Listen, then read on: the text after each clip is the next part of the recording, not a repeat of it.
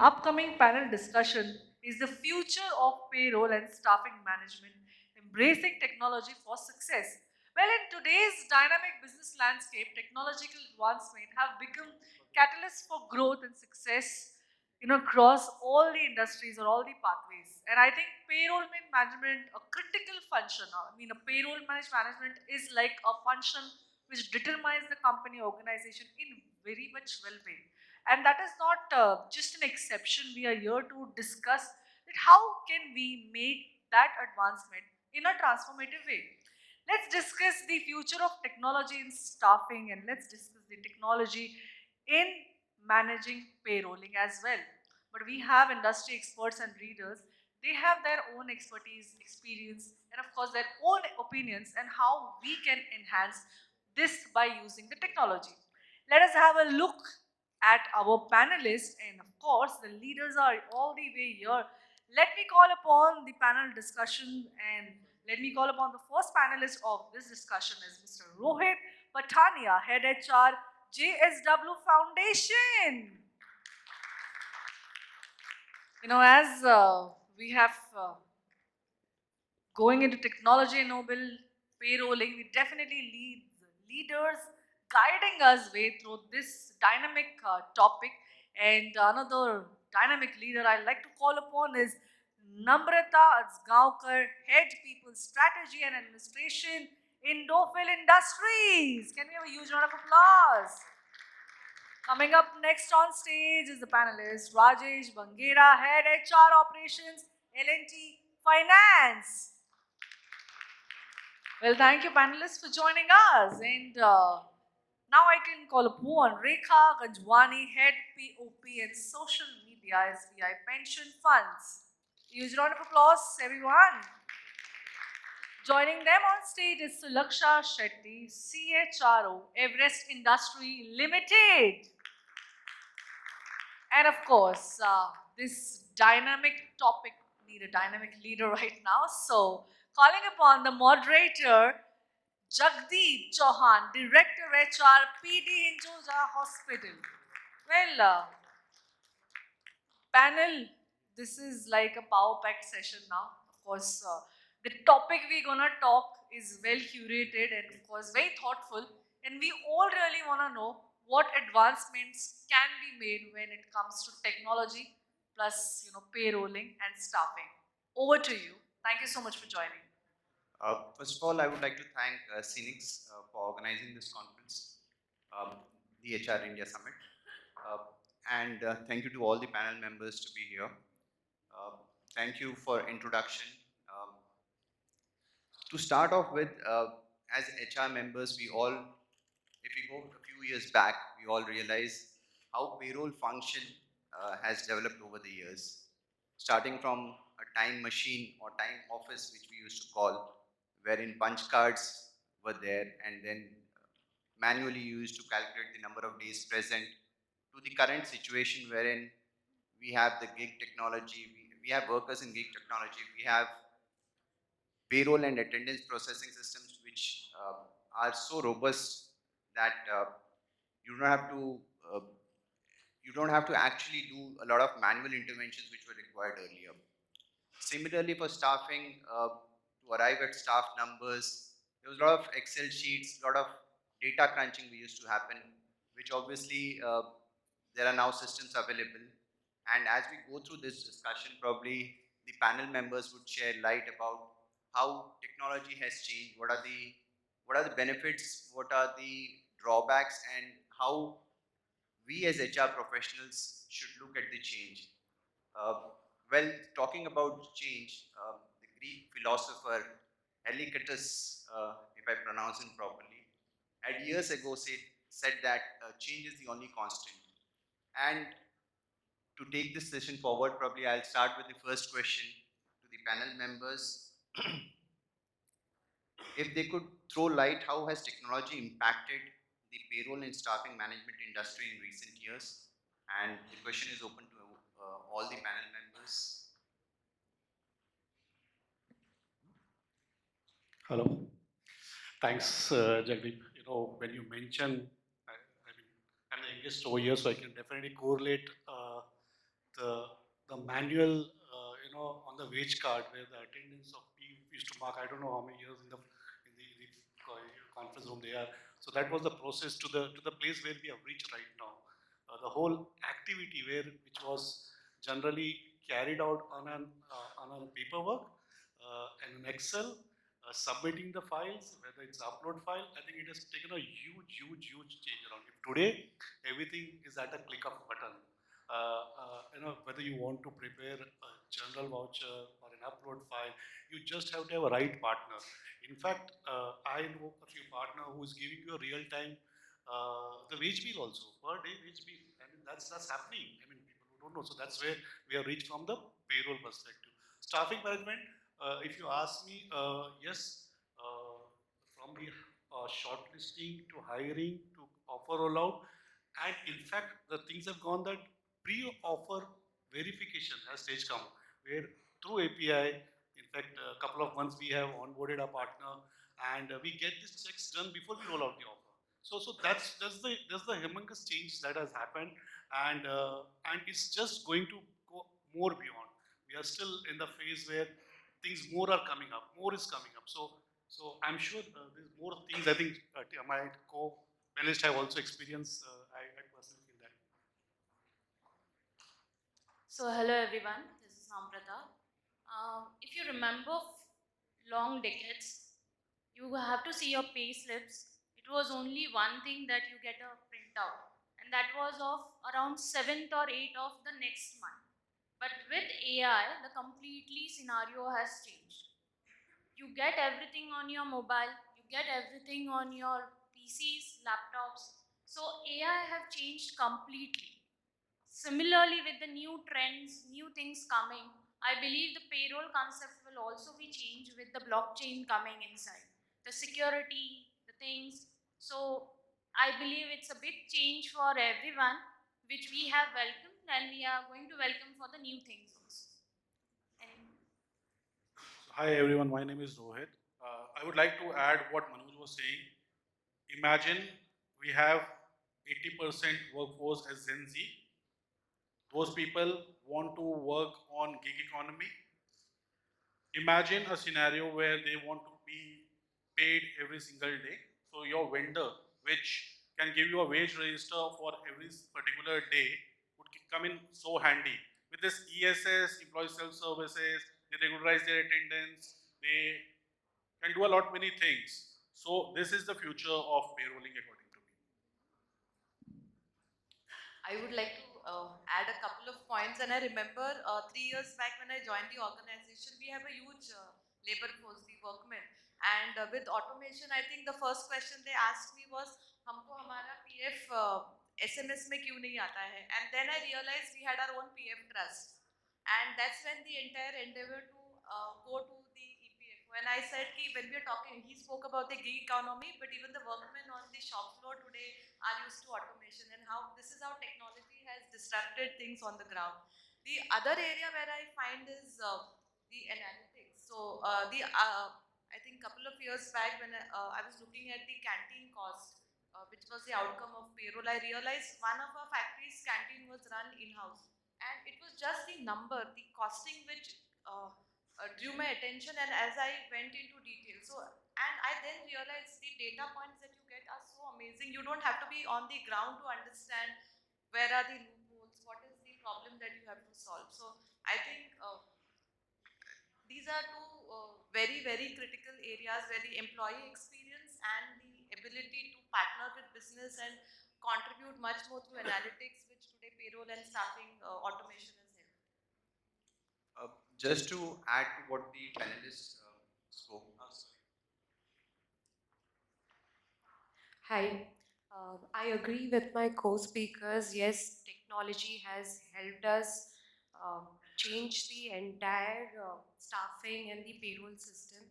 In fact, the dashboards, automated reports, what we get, it has really been helpful to track. And in fact, it has increased the productivity levels and focus on more other important areas. So just picking up from what Rajesh was speaking, a few days back, there was one of the companies, I don't want to name it, which contacted us. So we all know that there is a CIBIL score, right? And for any loan applications or anything, we require a CIBIL score. What if you have an employee score? So each company contributes to it in terms of whether the employee has worked for the notice period, whether the employee has any disciplinary issues, and you have an employee score. So probably the concept is still in the nascent stages, or they would have worked on it. But this is still something which will be coming up, and probably with technology, with AI, and with machine learning, we would have something of similar nature in the future, wherein uh, an employee would have an employee score, like you have a CIBIL score, and probably you may take a hiring decision based on the employee score. So just taking this forward, probably the next question that I would like to ask is, are there any challenges or risks associated with relying heavily on technology in payroll and staffing management? And how can these be mitigated? So let me take that question. Thank you for your question. I would be the bad cop. Under no circumstances, please don't get me wrong, I am a tech savvy person, but let me be a bad cop here. Imagine you walk into your office, your biometric machine is not working. You thought it might be a regular glitch. You go and open your email. Your email says the server of your biometric provider has been hacked. You are an HR professional. Now imagine that you have to calculate salaries for every single one of them, be it a big organization, small organization, the count, the accuracy will cannot be what do you say neglected. So imagine those old days. Now we very commonly see there are cyber attack, there is phishing, there are a lot many things, malware practicing which is happening. So basis that, do you think we should entirely depend on technology? Now, one more thing. I hope everybody would remember that movie Terminator, right? The first thing that when somebody says Terminator comes at least to my mind is Skynet. How many of you can recall Skynet? You remember that was a so-called AI program which was trying to take over the communication of the world. Do you want to live in such a corporate environment that you have vulnerability against technology? So this is my two words against it. Would you like to add anything, Namrata? Probably Yeah, you can be pro. I agree what he's saying. It's difficult to say that how AI will take this forward or how the new technology will take it forward. But with putting some restrictions on it, we have also seen a lot of benefits. When in pandemic, everyone was stuck at home. Technology was the only thing which have taken us forward. 2 years people were stuck due to many things, but technology was the one thing which have kept us connected. So there are plus and minus whenever we see any technology. And yes, whatever he said, it was a cyber attack. And I remember that when I was like in my schooling and I have seen this movie, it was a horror because that was the new movie. But now we are living in it. I think most of the Gen Zs are completely dependent on their gadgets. We are still not 100%, but 80%, yes, we all are also. And we have to see that how we can take this technology with a human touch together. Thank you. I think what we gather from both Rohit and Namrata spoke is, though technology, we will not be able to go back probably, and the advancements will keep coming. It's just the moderation that we need to apply ourselves to, and probably over a period of time, we will all be in a phase wherein technology will be driving us. Even now, currently, it drives us, but we will be more driven by technology. My next question to the panel would be,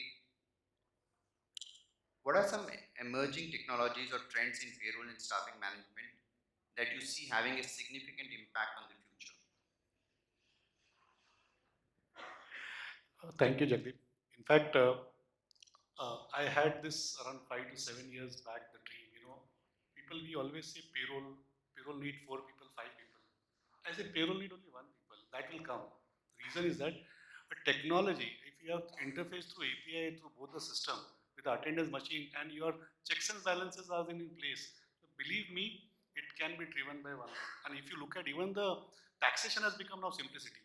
The risk of taxations and the payout was the fear which every organization was going on. Right now, if your taxation is simplified, if your two systems are talking to each other, if your attendance is getting pushed, you're getting everything real time, then that's the things, you can anytime, as Rohit mentioned, and in India also, of course, the gig worker, but when we come about to the payout, will it be fortnightly? You never know, it can be fortnightly. It's going to come because the generation which is coming up, for them it's just money and spend for the travel, nothing else, because the parents have already created whatever to create it for them. So that's how it's going to move. That's how it's going to impact the whole activity itself per se. So this is what I personally feel. Thank you for the insights. I think we'll move from the technology part to the well-being part now. And my next question would be, what role payroll has in employee well-being and how technology would act as a catalyst? Thanks for this question. So when we talk about employee well-being and the payroll, connecting payroll with it, basically it refers to the multiple benefits what can be offered to the employees as part of the compensation structure. So why this is important as an HR to inculcate in this payroll, so that employees also start saving or doing the start investing their money which they earn. So as Mr. Rajesh rightly said, like everyone wants to spend the money once it comes. So this is also kind of a inculcating the habit of saving among the employees. And these multiple benefits can include products, investment products like VPF, PPF, insurance, and medical allowances, or NPS. So, which is basically, I would say, employees also getting some perks in form of tax benefits, especially with introduction of new tax regime. What we see nowadays, technology is also helping payroll systems to come for the employees to compute the tax liabilities, how it's going to be in the old tax regime and the new tax regime. In fact, not some of the payroll systems are not giving the benefit of, and in fact, while interacting with the corporates, we find that some of the companies are still not aware that NPS is such a benefit that it is covered in old as well as new tax regime, especially the benefit of 80 CCD2, where 10% of their basic and DA salary can be routed to the employer. And all these benefits along with the flexibilities can be given to the employees if payroll systems are in place along with the help of technology. Yeah. So, as we understand from Rekha, uh, employee benefits uh, linked to payroll systems and processes. That brings us to the next question is about compliances. Because a lot of payroll systems, the reports that we require or generate are required for compliances, be it PF, be it IT related compliances. So the next question to the panel is, in what ways can technology help businesses stay compliant with payroll and staffing regulations?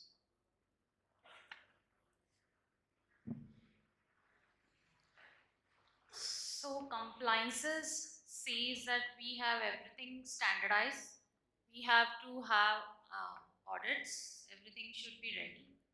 And when human is there, some error will be there. It can't happen that human is there and error can't happen. because that is how we have been to. But technology can help us to reduce this error by using the latest, I think, analytics, which is there for everyone. And then it is foolproof that we don't miss something because someone didn't remember. It's always on time, dates are there. But when compliances comes, it is with security. So when you are implementing any kind of softwares, any kind of AI, security and checks are very important. And compliances also says that it is mandatory. So payroll has a lot of things which are as per the laws and that has to be mandated. So it's easy when you're putting it in the payroll, which is with AI linked or ML linked. But then there should be a human also who knows about it, how to take this forward. Blockchains is the word now which is used everywhere. It keeps everything very secure. Payroll is the major part of any organization because it's deal with the employees sitting over here. Imagine now that we are sitting over here and the person sitting next to you know what is your salary. Would you like it?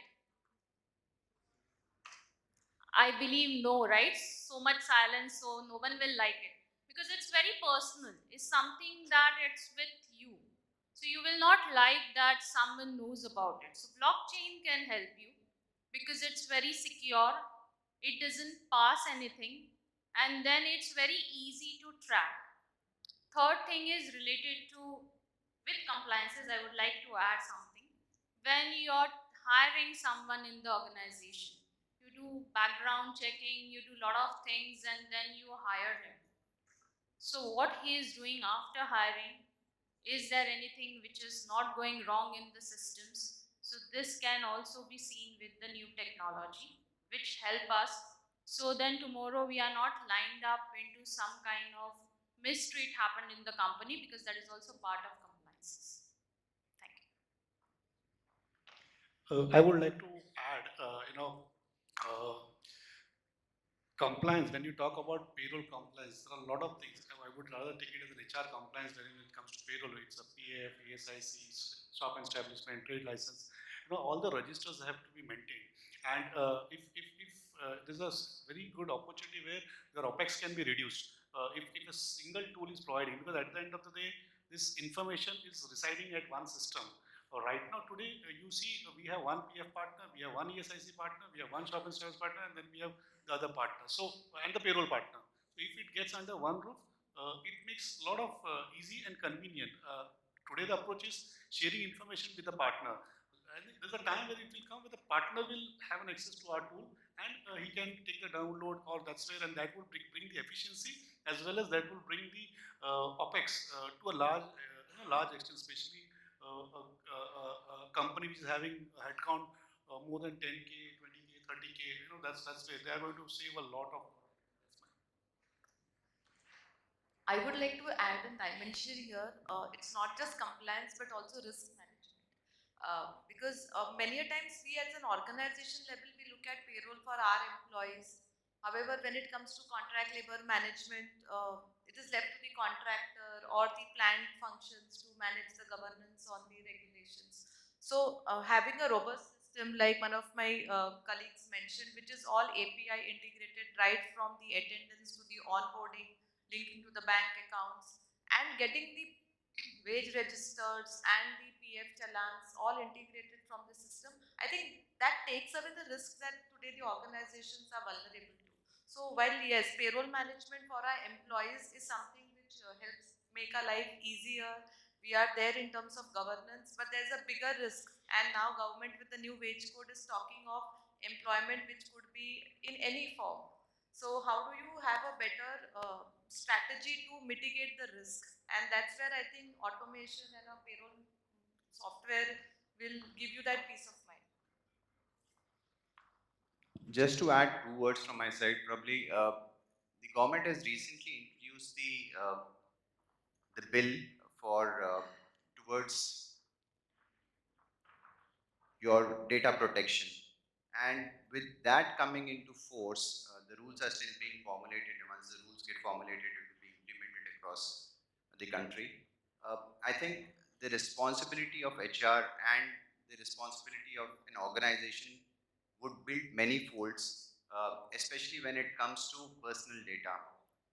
There's a lot of data that currently sits with an organization, which is personal data, which, as Namrata was speaking, it's not just about salary, it's about your date of birth, it's about your employee well-being, if you do pre-employment medical examinations, annual health checkups. So all these data is available within an organization, and with the new Data Protection Act, this is personal data, which obviously will have to be managed in a controlled way, wherein access to this data is not available without consent. So, as an organization, and probably if you are moving towards a newer technology, probably you will have to think on those lines.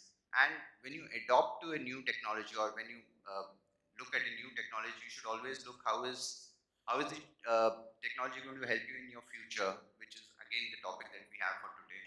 Uh, I think the next question that I would like to raise to the panel is: would it create job insecurity for people in the payroll function?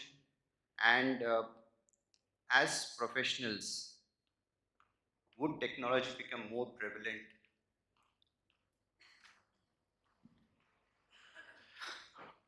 In fact, this is my favorite questions, and I heard in the last session also somebody was asking some same questions.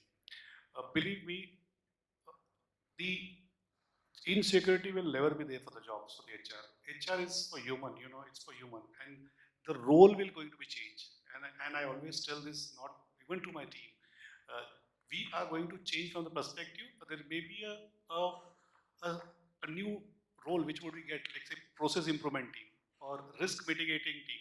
Those kinds of role. In fact, uh, as you move, there is a lot to do. There is an ethic policy which has to be created as those things will come up. So we will have to be protection, which we have to make sure. I mean, wherever I have worked, I was the last person where people will come to ask me, "मुझे वो आधार चाहिए, PAN चाहिए." I used to get them, "Boss, I am not giving. Have you taken employee consent?" This is where we have to be very strong and put a foot down, whoever it comes. And of course, you have to even explain them the importance of this. This data is, we are just the custodian. We are not the owner of this data. And it's a very, very important subject, which I think in India now it's going to become a vast and it will be a regular. So as an HR, we have to make sure the information that we are in control of, we only feel like com, but believe me, com sabko pata rehta hai, kiska kitna hai. But Aadhaar number 16 digit किसको याद नहीं रहेगा. So this is where we have to. So as an HR, we are going to change. There are going to be a function which is going to be there. We have to make sure that those teams are set up. The types of people coming into the system will differ. Right now, we are just getting a people who are just an operator or a different. Here, a technical team will start coming in. He will start or she will start thinking into that fashion, in a designing fashion. What more can be done when the so much of information is just residing at so many servers, different tools and all those things. So I think that's where we have to think and we have to pull up our socks and start being passionate about digital. I was the one who learned Excel without Excel course. It's just getting curiosity. How come the smiley? There's a font size which makes smiley if you put the right answer. I was very curious how it is, but it was very simple. The font was different. But then I just learned through getting the password cracked and yeah, ho sakta hai kuch. So I think we have to go into this thought process that we have to learn technology. We have to learn what is there. That also is going to play a critical role in our mindset. We need to change our mindset. We can't just, as it says, what is over here will not you take you over there today. That's where I think I've read something, so maybe right or wrong, but that's what my thought is. So I hope most of the people sitting over here are from HR, right? What happened when pandemic hit?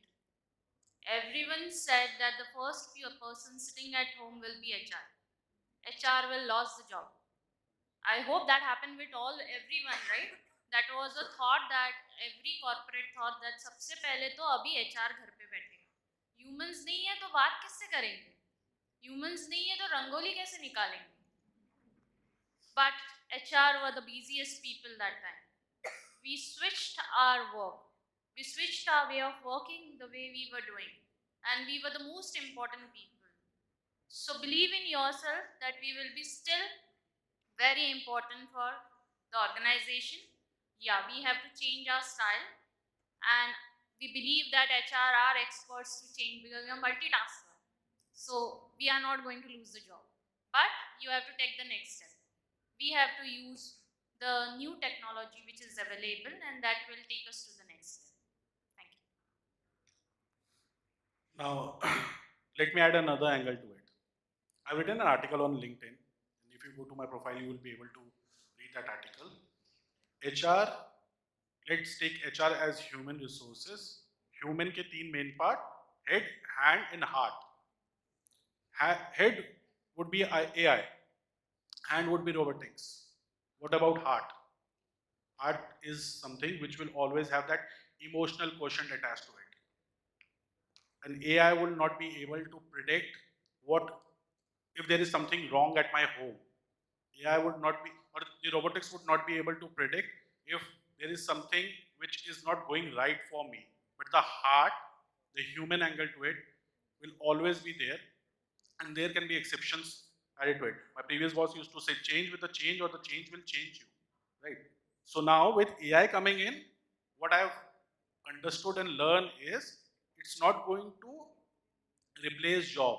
It's just going to have a different category of jobs, right?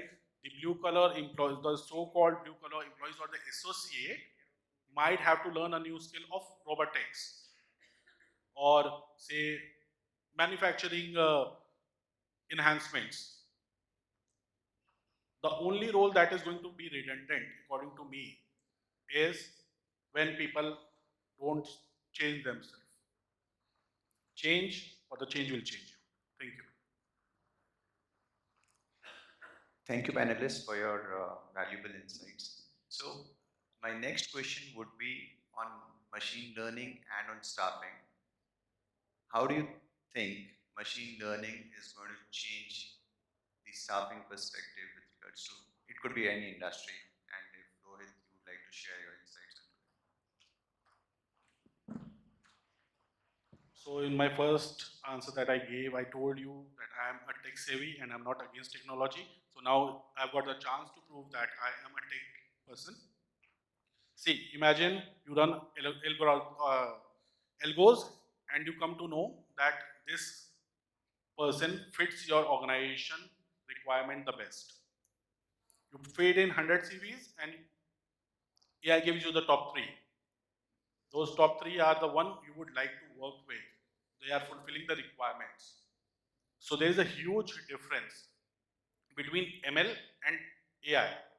Machine learning, you have to input a lot of things to get the desired results, right? Example, I give you I give the program two stack of CVs. I say this is bad, this is good.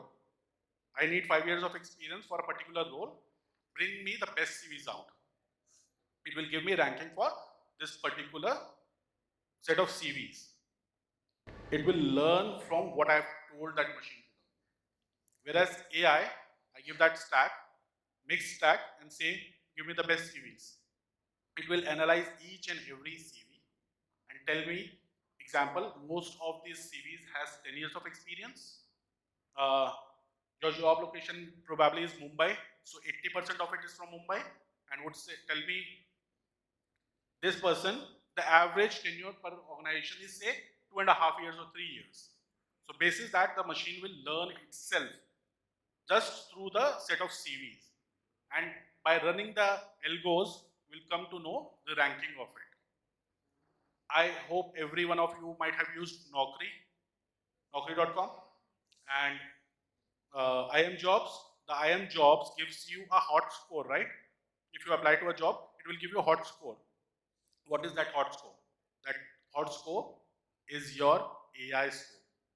When you work on Naukri, you have to input a lot of inputs like number of years of experience, preferred location, the salary range and stuff like that. Basis that the CV that Naukri pops out is the best CVs that you have. I am with the recruiters if they don't feel so, but that's the best CVs that is out there when it comes to through the machine learning. So this is the role of machine learning and AI in staffing. So in order to get desired results, the better clarified inputs is given, it would give you uh, desired results. When it comes to AI, it learns from itself and gives you the result itself. So this is my submission to this question. Just to add to Rohit, so the other day I just met one of the partner. So we were the AI or generative AI. We were talking about we want the policies. I still remember a couple of years back, the chatbot and help desk was my team managing. It was very very difficult. Every time the question has to be pulled out, then check it out, then see what new has come and how we can do it. 300, 600. So every quarterly we have to just other day, he said, "Sir, give me 5 days. I'll make sure that your all these FAQs and all is there and it's ready for you, and we can get then the integration with the WhatsApp because the adoption is high. So that's where the change has come. We're just talking about a year back. So this is where things are moving such a fast pace and making life so easy for everyone. So that's where I would like to add.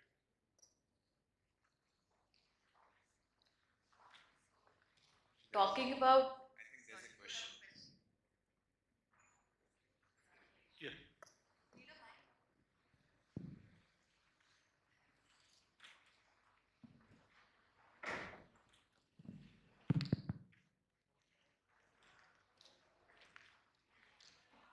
Hello everyone, my name is Saida Fatima and I represent Harrison Assistants. I see almost everyone are talking about AI and very fascinated about it. And I came across with my research and my this one that in many countries, especially in USA, KSA, and UAE, many people have lost their jobs. Many people have lost their jobs from going ahead with people working in restaurants, in accounts, and you just name it, in all the sectors. But I see India is being very fascinated about AI and launching AI. Do we know that how many people are going to lose their jobs because of this? What would be the circumstances? Are the learning process going to stop because AI is more intelligent than human? And the 10 people who have put in their work, hard and years into the research and everything, AI comes and solve the issue within a second. Are those studies back what we have done it? For example, CA has studied for so many years. They have got bored because, learning so many mathematics and everything. So now AI is going to rule them and take out whatever the studies they have taken up. I completely agree with Mr. Rohit. And I'm sorry, I'm not against anything. But how secure are we that India has been very fascinated about AI and very happy that we are launching it? How many people like us sitting here in the audience are going to lose their jobs because of this? And is the learning process going to stop? Because we have put in so many years to come up till here. The AI can do it in a fraction of seconds. And what is going to happen with our backward of learning what we have done it? And of course, 10 people you're hiring as a boss or this one. Going ahead, we are going to lose our job in spite of just install and software and do their things. AI was going to take up 10 people role. What is going to happen to those 10 or 15 people back end? Are we really happy to invite AI and overpower our, jobs, our salaries? Everything is going to cut off. Wherein a lot of countries in this world are fighting against it. Employees are on the street, especially in USA. They have lost so many jobs. But India, I think they are welcoming it very happily without even knowing the circumstances, what is going to happen in the near future to them. Thank you. This was Sure. my question. Thank you for asking this question. In fact, I mean, I can't talk about the whole this, but let me talk about what my thought process about my team itself, because I am managing around 30 people. In my that payroll is around 7 to 8 people, payroll, FMF, and all those things, compliance part. See, my thought is very simple. It's the three new sub function which I am going to create. HR audit, one is that. HR risk team, second is that. HR process improvement team.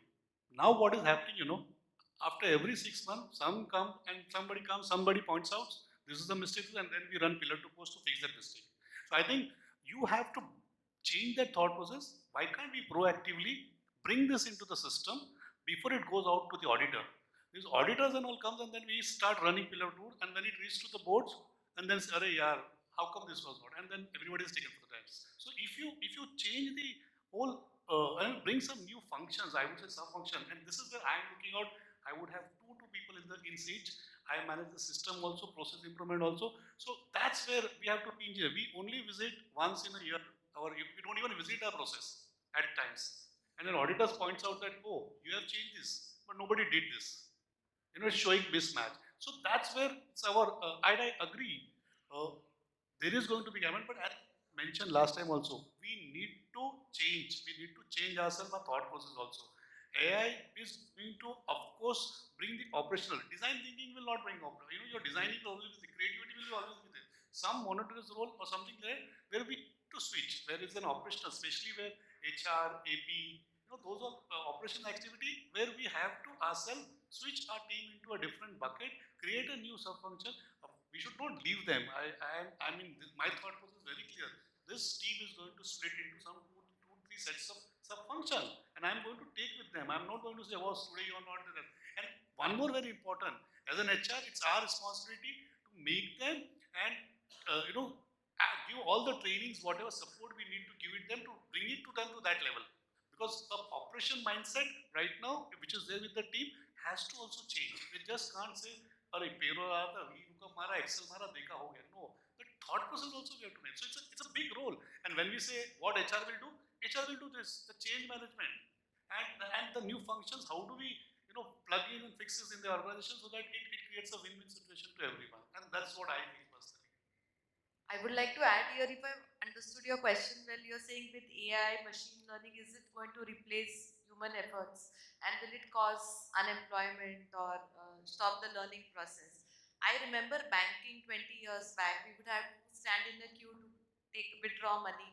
Then came the ATM phase, and today we have Paytm and Google Pay and transactions. But has banking as a function, because of what automation, removed people from the jobs? No.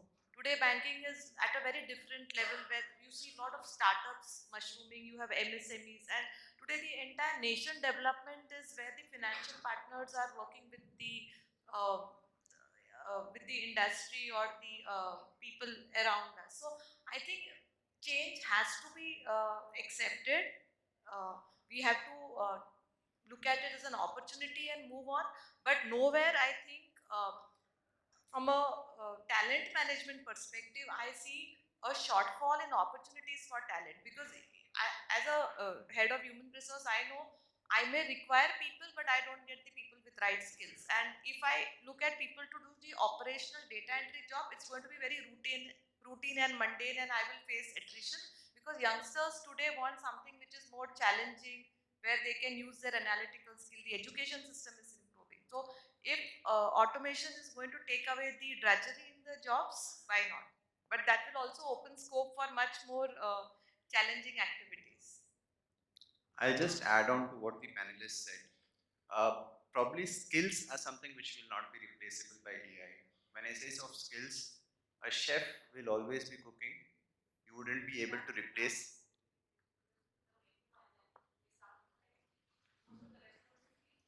But your specialization and your flavors will not be delivered by a robotic. You can cook breads, you will be able to mechanize those things. Probably a skill set will always be better perceived than something what an AI or a computer delivers or a machine delivers. It could be, I don't know, in terms of, I just thought about cooks, it could be hairdressers, it It could be any other skill set, probably, which will demand a premium over a period of time, because it would be specific to that particular individual. Even in payroll, when we are looking at the advancements, we are looking at how can we deliver to the last mile, how can we make things wherein an employee is able to see at the click of a button on his mobile what is his salary, what are the number of days he has been present. So, and that is how technology is advancing, probably. Uh, so my take would be that if there is a skill set which is required, and obviously from an HR perspective, the skill set is the human touch, which we spoke about a few moments ago. Also, the human in human resources, or the human touch, is something which will still be there even if we replace all the tomorrow an employee.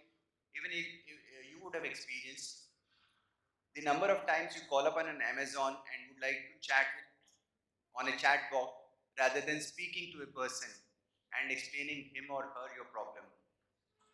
So I think that human element which is there will always continue to be there, and probably I don't know how long it may take to change that perspective with the new generation that we have. But at least for some time, the human in human resources and the human element will still continue to be there in organizations going forward. If I can add into it, I totally agree what you're saying. And few days before, I have attended one summit, and we had a panel discussion on that. That what happen if AI comes? So there is no option. It has already been here. It's not that we have an option that we can't accept it. In 90s, computers were getting introduced, 80s and 90s. No one was ready for that. People said they will lose a job, and they have. They have. Literally, many people have lost the job. But new opportunities were also available for the people. So it's not an option for any one of us. We just have to upgrade ourselves. Either learn computer or don't learn computers. It's simple like that. When we were kids, our mom used to say, you have to learn tables. If you go and say now to the Gen Z, what is 4 table, they will type it on their mobile and tell you. So that's how the technology has changed. The tables are no more required. Table in a sense, two. So not the tables, the maths tables. So similarly it goes. You don't have any option. AI is here. Update yourself. I think he has said correctly, or his boss, you have to accept the change or change will change you. Thank you. Now to talk about the elephant in the room, people have lost their jobs, right? Because of the technological advancements. When it comes to technological advancement, according to my limited knowledge, India has always been a world leader. The West has always looked upon India to give them the technological interference and references. Right. With India growing with the speed that we are currently growing at, AI plays a very important role. As I mentioned earlier, the skill sets needs to be upskilled. If we don't upskill ourselves, we are going to be among those group who are unemployed. But if we upskill ourselves, we would have a new dimension of or new job arrays where we would be able to contribute much better and move towards this advancement. As Namrata said, in 1990s, 1980s, people were very reserved about not opting for computers. But imagine this computer we are talking about is the go for where this AI might have gone. Right? People have upskilled themselves, and that is how they have kept themselves relevant. Thank you. Uh, if there are any other questions, we are just 4 minutes or 3 minutes out now, and the clock is buzzing. So, if there are any other questions that you would like to pose to the panel, we are open for it now.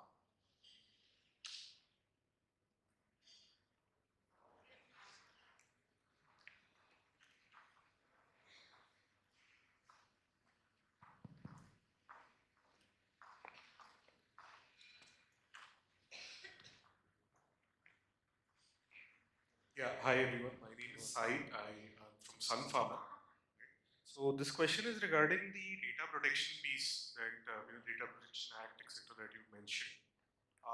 Do you think that currently, let's say, it can't be solved simply by adding a line in your offer letter at this stage? The candidate who has gone through so many rounds, trying to get into this job or the newcomers into this job. Can't we take, let's say, the agreement on this data in the first place? Isn't it as simple as that versus, let's say, how long will it take to mature to a level like US or Western Europe where I can't even ask the candidate the current salary details, right?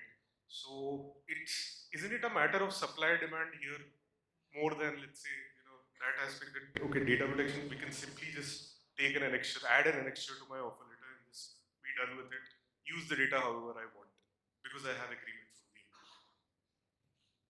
So I think I'll answer that question. So in terms of data protection, probably we are still far behind from what the European and American laws are. So what does data protection actually require us to do? I'll just give you an example. For a background verification, right? You ask an employee to fill a form, you ask for his details, and there is a disclaimer. There is there's a clause which says that the third party can use this data for verification and give my consent to it. Now, if you just relating it to, you keep getting mails. Sometimes you would have registered someplace and you keep getting mails. Now, what happens is this data of yours is with them. At the end of an email, you will see an unsubscribe button, right? So if you unsubscribe, you'll stop getting those mails. Similarly, an employee has consented to give the data to a background verification. Till the time the consent is there, the data can be validly used. Once that consent is withdrawn, you cannot use the data. This is just a gist. The act itself has a lot of things wherein it qualifies certain data as personal data, certain data which can be kept, how long it can be kept, and what are the ways and means by which you discontinue keeping that data. So uh, it's again an elephant which has just walked in. There will be more uh, learnings about it, and there would be deliberations about it. It is still not formulated. The rules have still not been formulated. So the the act has been passed. The bill has been passed by the parliament, but the act will still take some time. But we need to be prepared because I come from a hospital background. In our case, we have data which is related to patients. There is data related to our employees, and some of the data is fiduciary data which we need to maintain in a particular format. So our responsibilities are more higher. For an organization, again, uh, as the rules will be would come, each and every organization would then develop on what is their responsibility towards data that is being managed by them. Any other questions?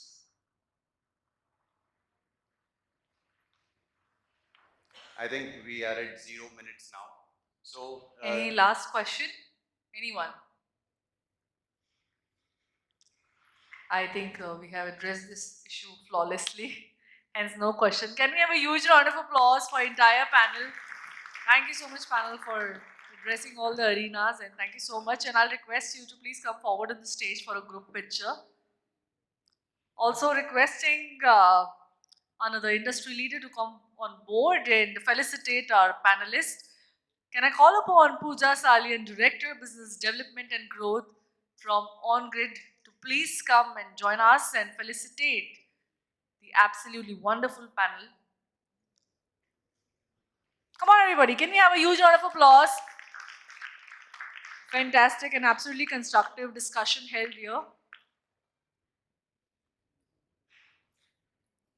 I'll request you to please come forward and felicitate Rohit, Pathaniya, Head HR, JSW Foundation.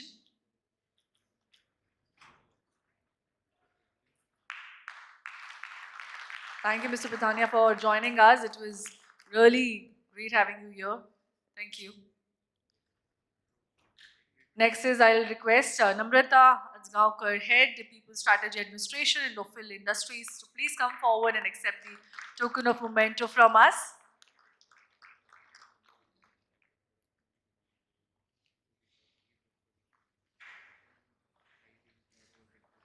Requesting Rajesh Bangera, Head HR Operation L&T Finance, to please accept the memento.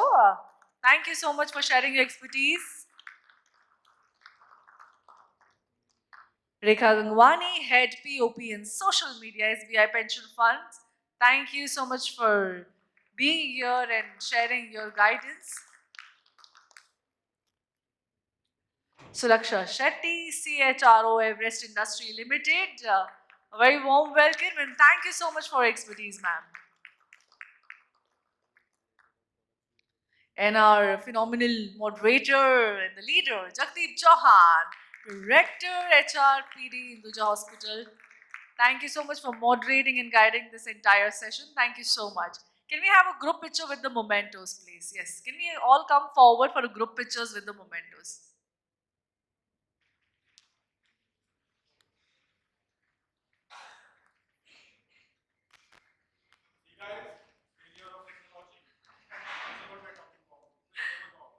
Fabulous. Okay. Can we have a group picture with the mementos? Yeah. Thank you. Thank you, Ms. Pooja. Thank you so much.